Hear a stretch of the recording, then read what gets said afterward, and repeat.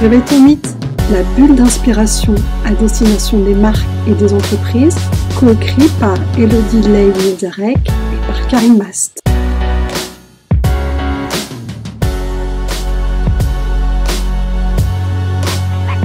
Ah, les émotions, très très vaste sujet, on va le voir aujourd'hui, d'autant qu'il y a beaucoup de littérature, beaucoup de typologies différentes des émotions. Mais ce qu'on souhaitait poser comme question aujourd'hui, c'est est-ce que ça marche ? Et si oui, pourquoi ? C'est vrai que les deux émotions les plus communes dans la communication, la publicité, c'est souvent la joie et parfois même la peur. Alors est-ce que c'est efficace ? Est-ce que ces deux émotions qui sont les plus utilisées sont les plus efficaces? La réponse est oui, mais sous certaines conditions.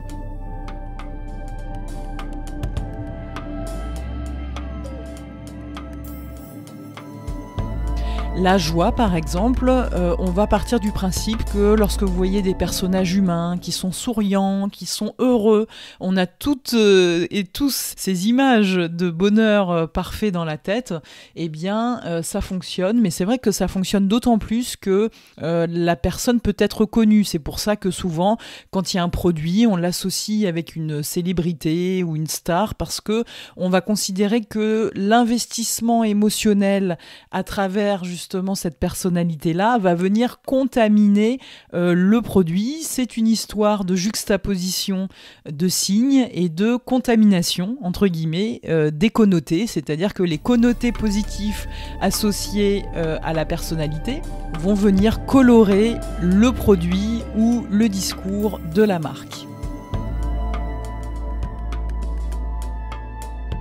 C'est vrai que lorsqu'on est responsable de communication ou responsable de marque ou qu'on travaille en agence de pub, de communication, on peut être tenté de forcer le trait de l'émotion et donc de tout miser sur l'émotionnel. Mais je dirais que c'est un risque et que trop d'émotions tue l'émotion. Il est intéressant d'ailleurs de rappeler que d'un point de vue symbolique, l'eau représente l'émotion. Et qu'il est important d'ailleurs de ne pas se noyer dans l'émotion et donc dans un sentimentalisme trop incarné. Oui à l'émotion, mais non au tout émotionnel.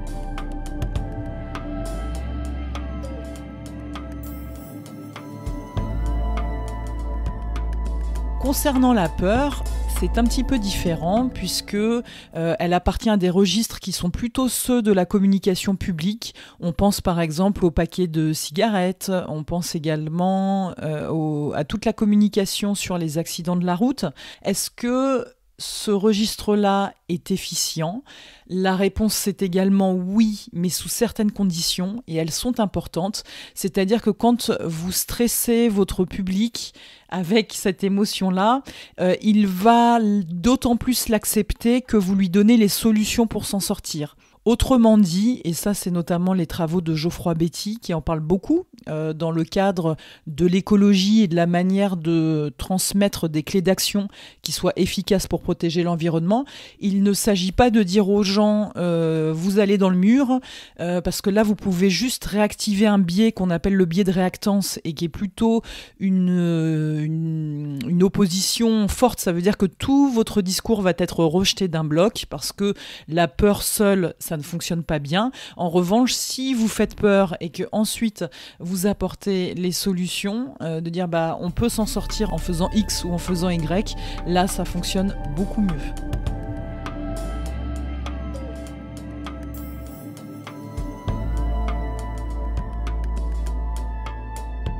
Il y a un terme qui est assez juste que j'emprunte à Berardi qui nous rappelle que finalement aujourd'hui on vit à une époque où on peut qualifier l'économie de sémio-capitalisme.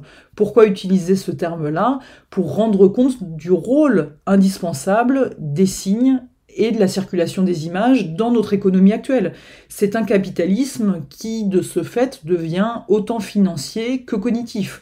On est sur des registres d'économie de l'attention et les émotions ont cette capacité à pouvoir canaliser la conscience de vos interlocuteurs. Donc finalement, c'est à travers les émotions qu'on va pouvoir générer de l'attention. Donc c'est le nerf de la guerre aujourd'hui, les émotions dans la communication de marque et d'entreprise. Ce qui est pertinent aussi à retenir, c'est que depuis une dizaine d'années, une vingtaine d'années maintenant, en neurosciences, on a fait de grandes découvertes. Alors je vais parler des travaux d'Antonio Damasio, bien sûr il y en a plein d'autres, mais pas aborder tout. Ce qui est pertinent, c'est que il a failli avoir le prix Nobel pour cela. Il nous montre bien que dans notre cerveau, émotion et raison, c'est la même chose, mais pas au même moment. Donc on revisite, vous voyez, cette dichotomie séculaire qui opposait émotion et raison. On est plutôt dans une vision de dire, finalement, émotion et raison, c'est la même chose. Pourquoi ? Mais pas au même moment, bien sûr. Pourquoi ? Parce que l'émotion est un facteur tout à fait primordial dans la prise de décision.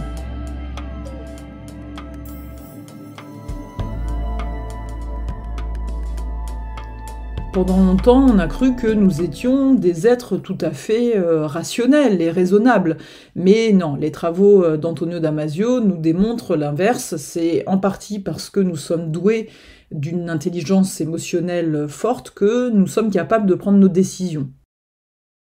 Pour notre part, la roue émotionnelle que nous utilisons renvoie aux travaux du psychologue Paul Ekman. C'est lui qui a travaillé notamment sur les expressions faciales et la manière dont le visage humain renvoie à différents types d'émotions, au-delà des différences culturelles. D'un point de vue universel, tous les êtres humains expriment au moins 6 émotions, qui sont la colère, la joie, la surprise, la peur et la tristesse. Il a rajouté dernièrement une autre émotion qui est le mépris, mais basée sur les travaux de Rachel Jack, elle considère que l'arrogance, la fierté, le mépris fait partie des items de la joie. Donc nous allons plutôt suivre cette voie-là, sachant également pour elle que finalement, d'un point de vue des expressions faciales, la surprise et la peur se rapprochent, ainsi que le dégoût et la colère.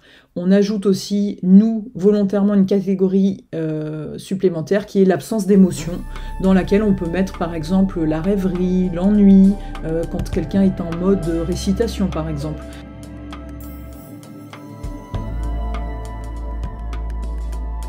L'émotion, c'est très difficile de l'incarner en boutique et c'est très difficile de la transmettre par les équipes de vente. Pourquoi ?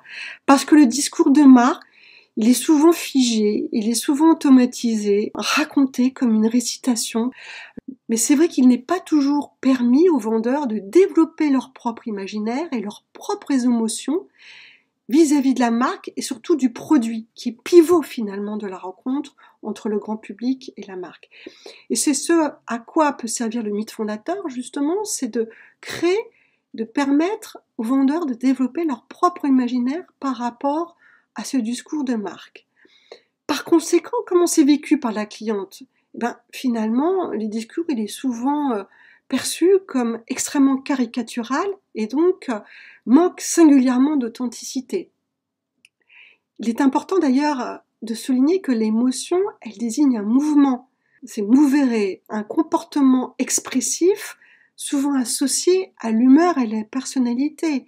Et donc l'émotion a véritablement vocation à changer selon l'humeur du temps. Et l'injonction à l'émotion, elle n'a pas véritablement d'intérêt parce que nous allons perdre en sincérité et on va créer des barrages. Donc, à force de chercher à obtenir un rire, un sourire, une surprise, on nous oublie même que l'émotion est quelque part involontaire. L'émotion ne se décrète pas, elle se provoque. Alors, comment est-ce qu'on peut réellement toucher au cœur du client ? Il nous faut développer une vision empirique de l'émotion.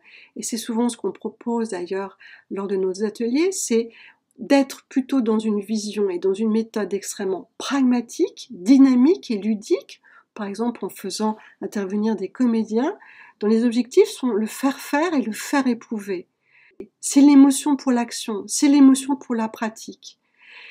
Donc, la roue des émotions que nous avons mis au point avec Elodie permet justement de jouer avec les émotions en live.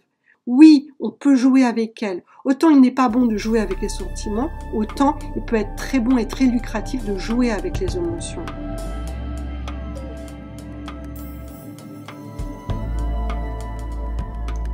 Si l'émotion reste donc à la superficie de la communication, si elle n'est que le vaisseau apparent du récit, il est toutefois important que vous posiez la question de savoir quelle est votre identité émotionnelle, car vous connaissez l'adage, on n'a pas deux fois l'occasion de faire une bonne impression. Donc ce que les gens vont percevoir de vous, c'est d'abord une émotion. Et c'est également important de savoir quelle est votre identité émotionnelle, car c'est la face visible de votre mythe fondateur.